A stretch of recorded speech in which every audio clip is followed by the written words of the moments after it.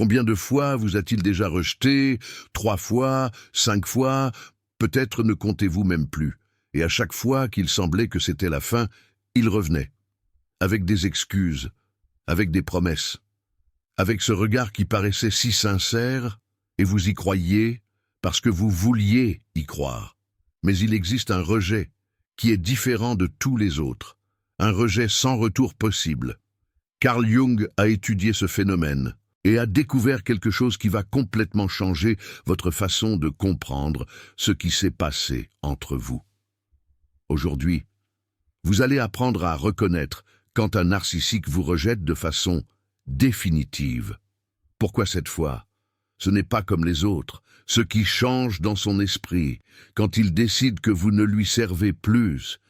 Et plus important encore, pourquoi ce rejet final, aussi douloureux soit-il maintenant, peut être la plus grande libération de votre vie? Avant de continuer, j'ai besoin que vous compreniez une chose fondamentale. Il ne s'agit pas de savoir s'il va revenir ou non. Il s'agit de vous, de comprendre enfin la dynamique qui vous a piégé pendant si longtemps. Parce que quand vous voyez clairement ce qui se passe dans l'esprit d'un narcissique pendant le rejet final, vous ne serez plus jamais la même personne. L'emprise se brise et vous êtes libre. Commençons par la base. Qu'est-ce qu'un rejet narcissique? C'est le moment où le narcissique décide que vous n'êtes plus utile pour lui, que le coût de vous garder près de lui est supérieur aux bénéfices que vous lui apportez, qu'il existe quelqu'un ou quelque chose qui peut lui fournir l'alimentation émotionnelle dont il a besoin de façon plus facile, plus abondante, avec moins de résistance. Mais voici ce que la plupart des gens ne comprennent pas. Le rejet n'est pas une décision émotionnelle, ce n'est pas de la colère, ce n'est pas du chagrin, ce n'est pas de la vengeance. C'est un calcul froid, une équation où vous êtes devenu un nombre négatif, et le narcissique est simplement en train de faire le compte. Jung a décrit un phénomène qu'il appelait la mort de l'objet. Dans l'esprit du narcissique, les gens n'existent pas comme des êtres humains complets, avec des sentiments, des histoires, une dignité propre. Ils existent comme des objets qui fournissent quelque chose dont il a besoin, validation, admiration, contrôle, alimentation émotionnelle. Et quand un objet arrête de remplir sa fonction, il est rejeté, comme vous jetteriez un outil cassé. Mais calmez-vous, parce que le rejet final est différent. Et c'est crucial que vous le compreniez. Dans les rejets précédents, le narcissique voyait encore de la valeur en vous. Il vous rejetait temporairement, comme forme de punition, pour vous faire souffrir, pour vous faire courir après lui, pour renforcer le pouvoir qu'il avait sur vous. C'était une tactique de contrôle, une forme de manipulation. Il savait qu'il allait revenir. Il planifiait de revenir. Le rejet faisait partie du jeu. Dans le rejet final, quelque chose change fondamentalement. Vous cessez d'exister comme un objet valable dans son esprit. Il ne vous punit plus. Il ne se soucie simplement pas de vous. L'indifférence remplace la colère. Le silence remplace le drama. Et c'est beaucoup plus dévastateur que n'importe quelle explosion émotionnelle. Jung a observé que le narcissique vit dans un monde où seulement lui est réel. Les autres sont des extensions de son ego, des outils pour satisfaire ses besoins. Et quand un outil devient obsolète, il cesse simplement d'avoir de l'importance. Ce n'est pas de la haine, c'est bien pire que la haine. C'est l'absence complète de toute émotion dirigée vers vous. Vous vous demandez probablement, comment savoir si ce rejet est le final? Comment le différencier des autres fois? Je vais vous donner les signes que Jung et d'autres chercheurs ont identifiés. Et certains d'entre eux vont vous surprendre. Le premier signe du rejet final est l'absence de drama. Dans les rejets précédents, il y avait des explosions, des accusations, des disputes intenses. Le narcissique tenait à vous blesser activement, à laisser clair que vous aviez fait quelque chose de mal, à vous faire sentir coupable. Il y avait de l'énergie dans la rupture, même si c'était de l'énergie négative. Dans le rejet final, rien de tout cela ne se produit. Il disparaît, simplement, ou communique la fin de façon froide, presque bureaucratique, sans émotion. sans explications élaborées, sans chance de défense. C'est comme si vous étiez licencié d'un emploi par un gestionnaire qui ne se souvient même pas de votre nom. Je vais vous donner un exemple concret. Une femme m'a raconté que dans les rejets précédents, le narcissique tenait à lister toutes les erreurs qu'elle avait commises, criait, pleurait, disait qu'elle avait tout détruit. Il y avait un drama intense. Après quelques semaines, il revenait repenti. Mais dans le rejet final, c'était différent. Il a simplement dit que cela n'avait plus de sens, sans lever la voix, sans accusations élaborées. Quand elle a essayé de discuter, d'expliquer, de demander une chance, il l'a regardée avec une froideur qu'elle n'avait jamais vue auparavant et a dit seulement « J'ai déjà décidé » et est parti. Elle m'a dit que ce regard l'a poursuivi pendant des mois. Ce n'était pas de la colère, ce n'était pas de la douleur, c'était rien.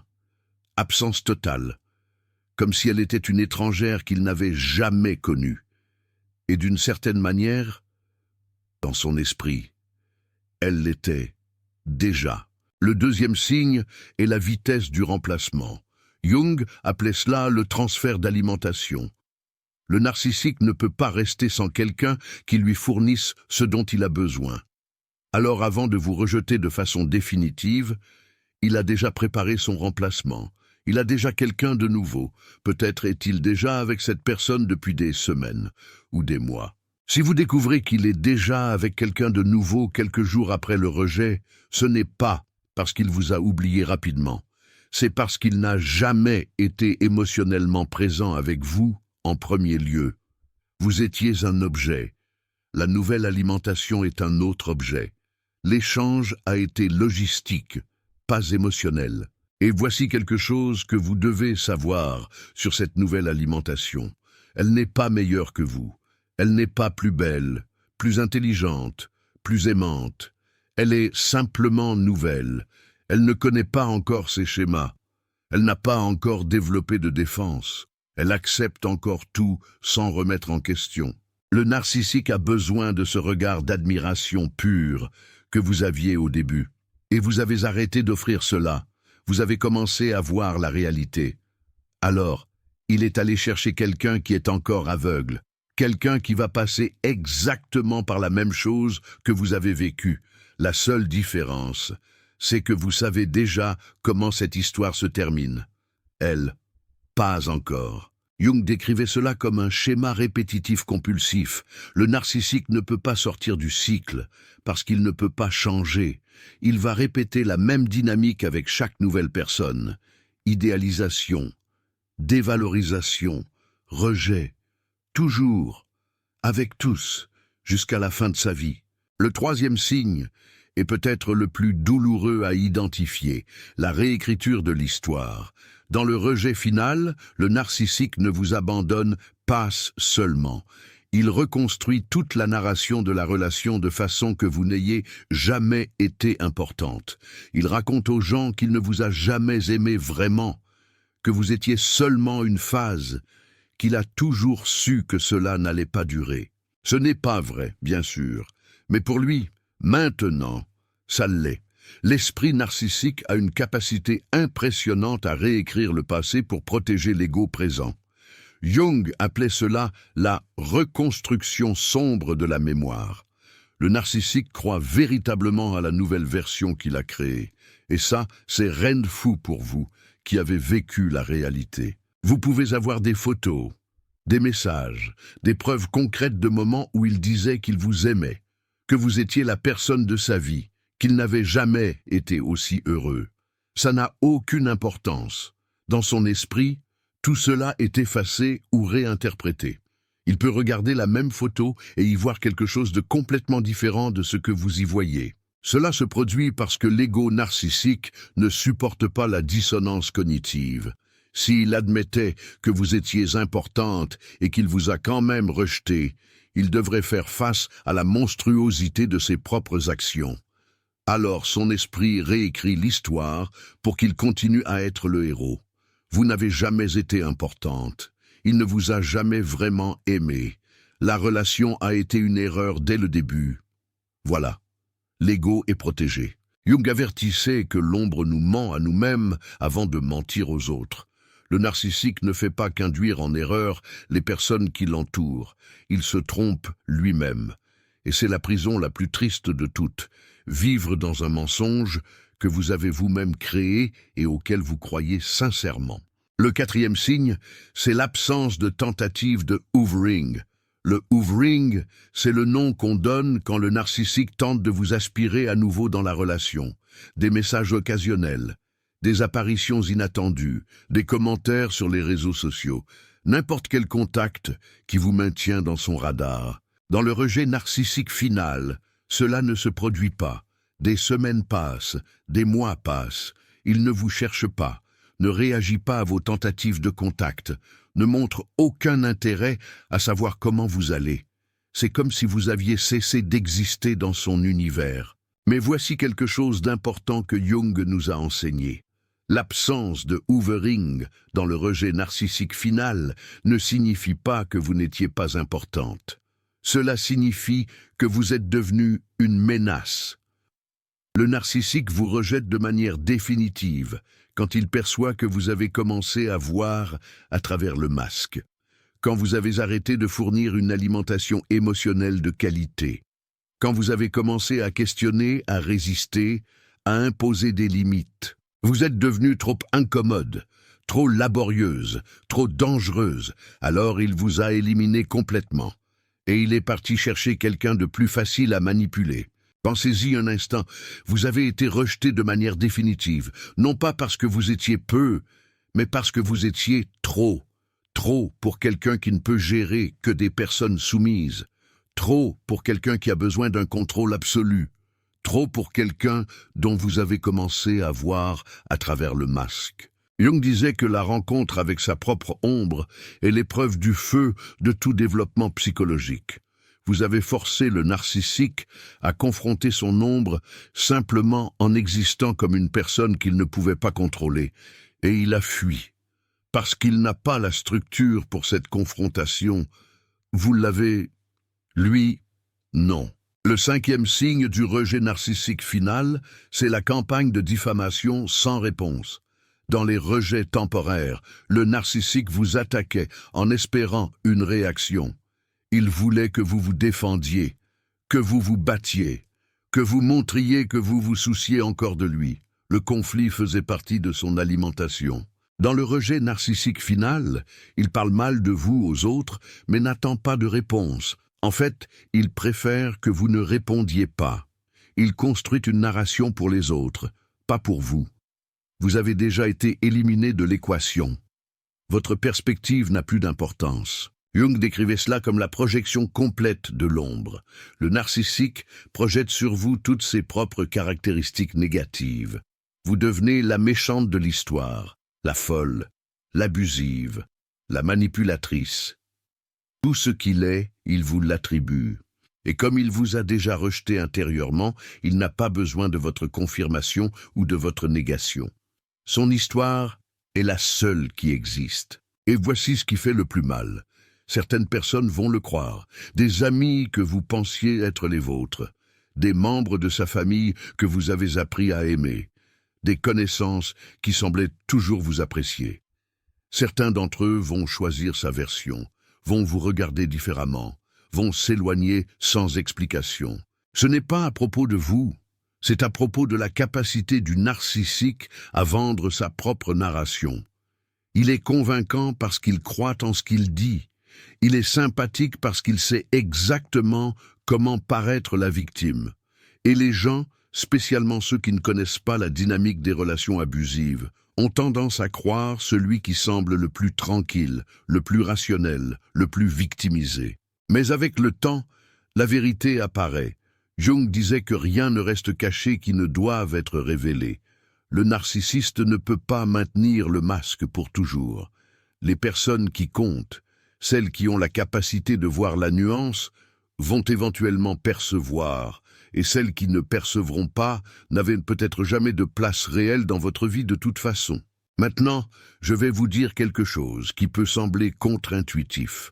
Le rejet narcissique final, aussi dévastateur qu'il puisse paraître maintenant, est en réalité une bénédiction déguisée.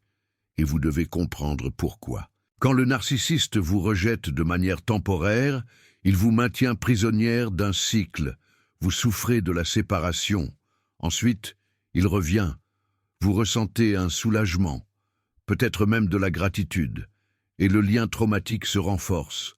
Chaque cycle de douleur et de soulagement vous piège davantage, comme un toxicomane qui a besoin de doses de plus en plus fortes. Mais quand le rejet est final, le cycle se brise, il n'y a plus de retour, il n'y a plus de faux espoirs, il n'y a plus de montagnes russes émotionnelles.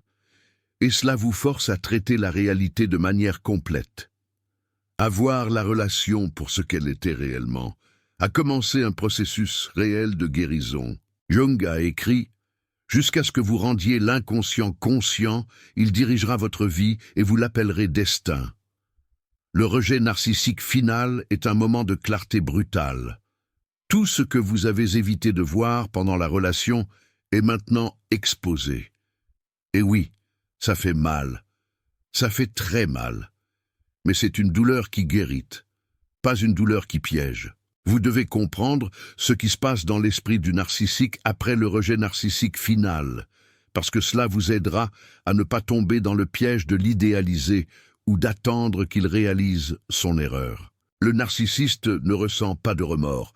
Ce n'est pas parce qu'il choisit de ne pas en ressentir, c'est parce qu'il est incapable de ressentir des remords de la façon dont vous les ressentez. Sa structure psychologique ne le permet pas. Jung expliquait que le narcissiste n'a jamais complètement développé la capacité de voir les autres comme des êtres autonomes avec une valeur intrinsèque. Alors, il ne peut pas se repentir d'avoir blessé quelqu'un qui, dans sa perception, n'a jamais été complètement réel. Le narcissiste se concentre rapidement sur sa nouvelle alimentation. Pendant que vous êtes dévasté, que vous traitez des années de traumatisme, il est dans ce que Jung appelait la phase d'idéalisation avec la nouvelle personne. Elle est parfaite, elle est tout ce que vous n'étiez pas, elle est la solution à tous ces problèmes. Bien sûr, c'est une illusion. Bien sûr, il finira par faire avec elle exactement ce qu'il a fait avec vous. Mais pour l'instant, il est trop occupé à construire une nouvelle fantaisie pour penser à vous. Le narcissiste vous réécrit comme la cause de tous ces problèmes. Ce n'est pas seulement une narration externe, c'est ce qu'il croit vraiment. Dans son esprit, vous étiez difficile, exigeante, impossible à satisfaire. Il a tellement essayé, il a tant donné, et vous n'étiez jamais satisfaite. Cette distorsion protège son ego fragile de devoir affronter la vérité, sur qui il est vraiment. Il existe un 6e signe du rejet narcissique final que je dois mentionner, et c'est peut-être le plus subtil de tous. La perte complète de réactivité. Lors des rejets temporaires, si vous postiez quelque chose sur les réseaux sociaux, il réagissait d'une manière ou d'une autre, même si c'était un silence calculé, vous sentiez qu'il vous observait, qu'il se souciait de ce que vous faisiez. Dans le rejet final, même cela disparaît. Vous pouvez poster ce que vous voulez, vous pouvez paraître heureuse, triste, accompagnée, seule. Il ne réagit pas parce qu'il se contrôle, mais parce que, genuinement, il s'en fiche. Vous avez quitté son radar d'une manière tellement complète qu'il ne prête même pas assez d'attention pour ignorer activement. Jung appellerait cela une dissociation complète de l'objet. Vous avez cessé d'exister dans son monde psychique. Et bien que cela soit dévastateur à réaliser, c'est aussi libérateur, parce que cela signifie que vous n'avez plus besoin d'avoir peur de ses réactions. Vous n'avez plus besoin de calculer chaque mouvement, en pensant à la façon dont il va interpréter. Vous êtes libre, même si cette liberté est venue de la manière la plus cruelle possible. Vous venez de recevoir des informations auxquelles la plupart des gens n'auront jamais accès, une compréhension profonde du mécanisme psychologique qui vous a maintenu prisonnière pendant si longtemps, une connaissance qui peut vous épargner des années de souffrance, à attendre qu'il revienne ou qu'il change. Ce type de contenu n'est pas facile à produire. Il exige de la recherche, il exige du soin pour traduire des concepts complexes de Jung en un langage accessible. Il exige du courage pour parler de thèmes que beaucoup de gens préfèrent éviter. Le Super Thanks, là en dessous, n'est pas seulement un soutien financier. C'est vous qui dites que cette connaissance a de la valeur, que vous reconnaissez le travail impliqué, que vous voulez que davantage de contenus comme celui-ci continuent d'exister pour aider d'autres personnes qui traversent la même chose que vous avez traversée. Si cette vidéo vous a aidé à comprendre quelque chose que vous n'arriviez pas à comprendre avant, envisagez de retribuer. Maintenant, parlons de ce que vous devez faire après le rejet final, parce que la connaissance sans action n'est que de l'information qui ne transforme pas. La première chose, c'est d'accepter la réalité. Il ne reviendra pas, et même s'il revenait, vous ne devriez pas accepter.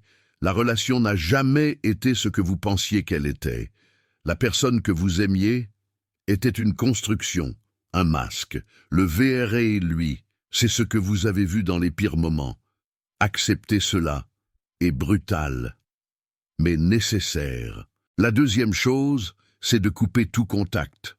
Bloquer sur tous les réseaux, ne pas vérifier son profil, ne pas demander à des amis communs, ne pas envoyer de messages en attendant des réponses. Chaque contact, même indirect, retarde votre guérison. Jung parlait de la nécessité d'une séparation complète de l'objet toxique pour que le processus d'individuation puisse commencer. La troisième chose, c'est de traiter le trauma. Cela peut exiger une aide professionnelle. Vous avez subi des abus émotionnels prolongés. Cela laisse des marques qui ne disparaissent pas seules. Un thérapeute spécialisé dans le trauma peut vous aider à démonter les schémas dysfonctionnels que la relation a créés en vous. La quatrième chose, c'est de reconstruire votre identité. Pendant la relation avec le narcissique, vous avez probablement perdu des parties de vous-même, des intérêts que vous avez abandonnés, des amitiés que vous avez négligées, des rêves que vous avez reportés. Le rejet final est une opportunité de ressusciter ces parties, de vous reconnecter avec qui vous étiez avant lui, de découvrir qui vous pouvez être maintenant. Jung appelait ce processus l'individuation, le voyage pour devenir qui vous êtes vraiment, d'intégrer toutes les parties de vous-même, d'arrêter de vivre en fonction d'une autre personne et de commencer à vivre en fonction de votre propre propos. La cinquième chose, c'est d'apprendre de l'expérience, pas pour vous culpabiliser, pas pour vous punir, mais pour comprendre quelle vulnérabilité le narcissique a exploité, quelles blessures anciennes il a réactivées, quels schémas vous ont amené à accepter un traitement que vous ne devriez pas accepter. Cette connaissance de soi est la meilleure protection contre la répétition du cycle à l'avenir. Jung a découvert que nous sommes attirés et que nous attirons des personnes qui complètent nos blessures inconscientes. Si vous avez eu un père ou une mère émotionnellement indisponible, vous avez peut-être développé un schéma consistant à essayer de conquérir l'affection de personnes qui ne vous en donneront jamais. Si vous avez grandi en sentant que vous n'étiez jamais suffisante, vous avez peut-être recherché des relations où vous deviez prouver votre valeur constamment. Le narcissique entre dans ces brèches, comme de l'eau, dans des fissures. Il identifie vos blessures avec une précision effrayante et les utilise contre vous. Comprendre quelles sont ces blessures, ce n'est pas se culpabiliser d'avoir été victime, c'est s'armer pour l'avenir, c'est fermer les portes que le prochain narcissique tenterait d'utiliser. Et voici quelque chose d'important. Vous n'avez pas attiré le narcissique parce que quelque chose ne va pas chez vous. Vous l'avez attiré parce que quelque chose va bien, parce que vous avez de l'empathie, parce que vous croyez au meilleur des gens, parce que vous êtes capable d'aimer vraiment. Ces qualités ne sont pas des défauts, ce sont des prédateurs, comme le narcissique, qui utilise vos qualités contre vous. La solution n'est pas d'éliminer ces qualités, c'est d'apprendre à les protéger de ceux qui ne les méritent pas. Vous réalisez comme le rejet final, aussi douloureux soit-il, peut être le début de quelque chose de nouveau. Comment cette fin forcée peut être le commencement d'une vie que vous n'auriez jamais eue s'il continuait à vous retenir dans des cycles éternels de douleur et de fausses réconciliations. Jung a écrit qu'il n'y a pas de maturation de la conscience sans douleur. Le rejet final est une douleur immense, mais c'est une douleur qui a une direction, une douleur qui peut vous emmener vers un endroit meilleur, si vous le permettez. Je sais qu'aujourd'hui, cela peut paraître impossible, que la douleur est trop grande, que le vide est trop profond, que vous ne pouvez pas imaginer un futur où cela ne fasse pas mal. Mais je dois vous dire quelque chose, que des personnes qui ont vécu cela avant vous confirment. Le rejet final marque le début de votre véritable guérison, pas les rejets temporaires qui étaient suivis de réconciliations confuses, pas les séparations qui se terminaient avec lui, frappant à votre porte au milieu de la nuit. Le rejet final, celui qui ressemble à la fin du monde, c'est le commencement. Parce que maintenant, il n'y a plus d'incertitude, il n'y a plus d'espoir faux, il n'y a plus vous qui vous demandez si vous devriez essayer de nouveau, la relation est terminée. Et vous pouvez enfin commencer à traiter ce qui s'est réellement passé, sans interruption, sans rechute, sans le cycle interminable qui vous maintenait prisonnière. Il existe une dernière chose que je dois vous raconter. Et c'est peut-être la plus importante de toutes. Avec le temps, vous allez réaliser que le rejet final n'était pas quelque chose qu'il a fait contre vous. C'était quelque chose qu'il a fait pour vous, pas intentionnellement, bien sûr. Il n'avait aucun intérêt dans votre bien-être. Mais le résultat est le même. Il vous a libéré de la manière la plus cruelle possible, mais il vous a libéré. Et maintenant, vous avez la chance de reconstruire votre vie, sans son ombre planant sur chaque décision que vous prenez, sans l'anxiété constante de tenter de lui plaire, sans la confusion de ne jamais savoir où vous en êtes dans cette relation. Vous pouvez vous réveiller et ne plus avoir besoin de vérifier son humeur avant de décider comment votre journée va se dérouler. Vous pouvez faire des plans, sans la crainte qu'il ne les sabote. Vous pouvez éprouver de la joie, sans attendre qu'il la diminue. Vous pouvez ressentir des tristesses, qui sont les vôtres, et non des réactions à ces manipulations. Cela peut sembler peu maintenant. Peut-être avez-vous l'impression que vous échangeriez tout cela pour le récupérer. Mais je vous promets qu'avec le temps, vous réaliserez l'ampleur de la prison dans laquelle vous viviez, et vous remercierez d'en avoir été libéré, même si cette libération s'est produite de la manière la plus douloureuse possible. Carl Jung disait que votre vision ne deviendrait claire que lorsque vous regarderiez à l'intérieur de votre cœur. Celui qui regarde à l'extérieur rêve, celui qui regarde à l'intérieur s'éveille. Le rejet narcissique final vous force à regarder à l'intérieur, à affronter des vérités que vous avez évitées pendant toute la durée de la relation, à vous éveiller à une réalité qui, bien que difficile, est infiniment plus saine. Ou que l'illusion dans laquelle vous viviez, vous n'êtes plus la même personne que celle que vous étiez lorsque vous avez commencé à regarder cette vidéo. Quelque chose a changé, peut-être une nouvelle clarté, peut-être une acceptation que vous évitiez, peut-être simplement la validation que ce que vous avez vécu était réel et que ce que vous ressentez a du sens. Et c'est déjà énormément, parce que pendant toute la durée de la relation, il vous a fait douter de vous-même, de votre perception, de votre santé mentale. Maintenant, vous savez que ce n'était pas de la folie, c'était de l'abus, et savoir cela est le premier pas pour en sortir entière. Si cette vidéo vous a aidé à voir le rejet narcissique final d'une manière différente, commentez ici en bas combien de fois il vous a rejeté avant la fin. Vous n'avez pas besoin de donner des détails, juste le nombre. Cela peut aider d'autres personnes à réaliser qu'elles ne sont pas seules dans ce schéma d'aller-retour qui semblait ne jamais avoir de fin. Et si vous connaissez quelqu'un qui traverse une période de rejet maintenant et ne sait pas si c'est la fin ou un cycle de plus. Envoyez-lui cette vidéo. Parfois, la clarté vient de l'extérieur, avant de pouvoir venir de l'intérieur.